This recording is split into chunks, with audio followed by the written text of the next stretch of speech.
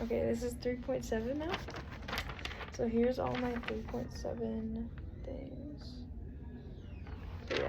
Okay, so using sketchnotes, explain the characteristics of perfect competition. Give an example of a firm in perfect competition, explaining how each of the characteristics apply to that industry.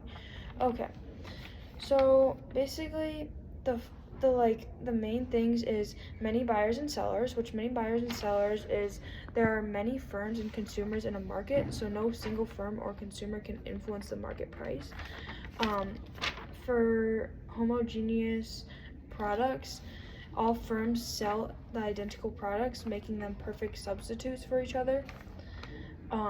For free entry and exit, firms can easily enter or exit the market, preventing any firm from earning long-run economic profits.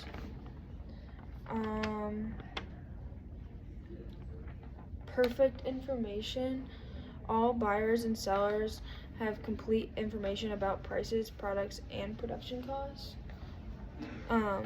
No barriers to entry.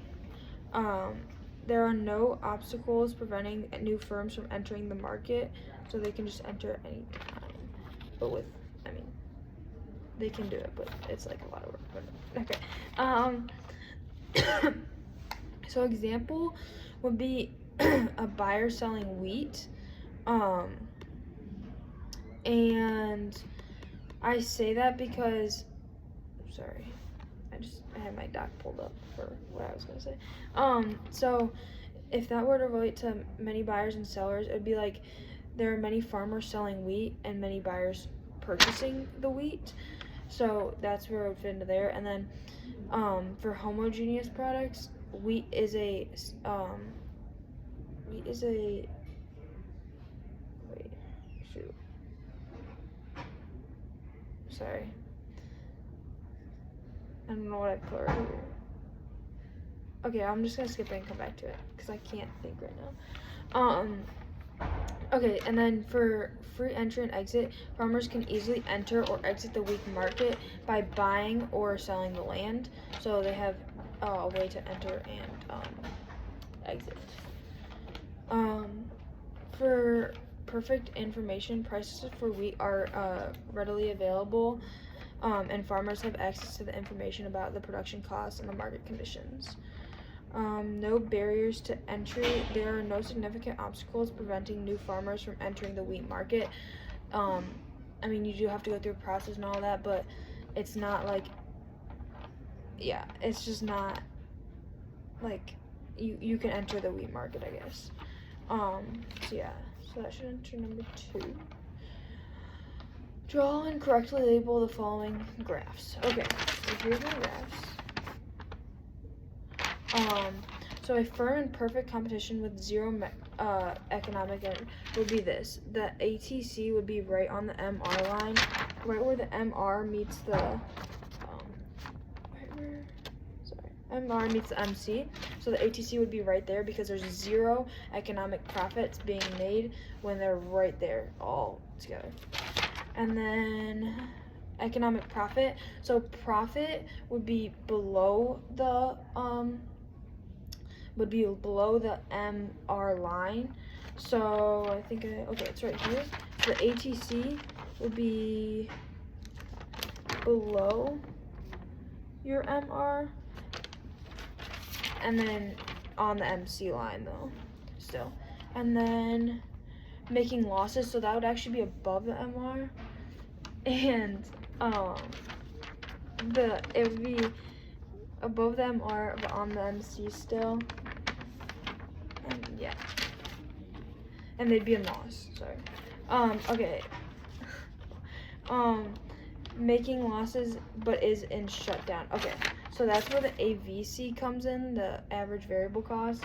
And right there. So the AVC would still be below the ATC, but they would be above, they'd be above the MR line, but still on the MC line. That's like a lot, but yeah. So they'd be in shutdown, and it would be above. Okay, so now number 3, long run to long run. Draw side-by-side graphs for market. Draw the equilibrium. Draw the economic profits. if a firm exists in a constant industry, draw what will happen to both the market and the firm in demand, where to increase for the good they produce.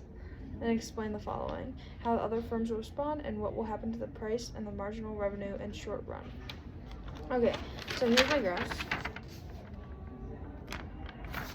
Look at them. Okay, so on industry, you draw your normal supply and demand lines. It would be basically really similar, but now since it says it's a demand shift increase, your demand shift would shift like that, which would mean your equilibrium price and quantity would also shift up and then it shift this way. And then so that's what I drew right there, and you can see the lines and how it all. So then you would put that into a firm by putting the MR at where your equilibrium line was, and then your MR1 would go up with the demand shift. So it helps to draw this industry graph first because you can know where your MR shift is, MR1 shift up is, and then you draw your MC line and then your ATC line, but your ATC line would stay on the MR line. You would stay on the MR and MC, like where they meet, it would stay right there. So it'd be like, here, I'll just show you. It would stay right there. And then how will the other firms respond? They will enter the market because of the low barriers to entry and because it's in profit. What will happen to the price / MR in short run and in long run? The MR price will increase in both long and short run. The short run would be after demand and the long run would be the other firms. So yeah, that's my 3.7 read.